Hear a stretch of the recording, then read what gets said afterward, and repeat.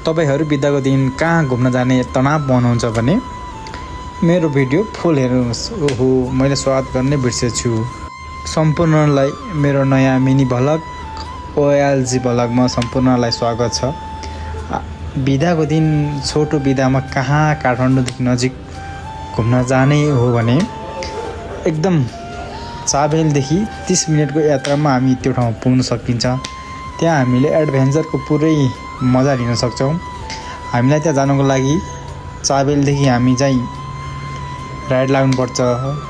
बौद्ध हुँदै हामी चाहिँ बौद्धदेखि थोरै अगाडि 5-6 किलोमिटर अगाडि गएपछि हामी लेफ्ट लाग्नुपर्छ। लेफ्ट लागेपछि त्यहाँबाट हामी 10 मिनेटको यात्रा गरेपछि सुन्दरी जल प्रवेश गर्छौं।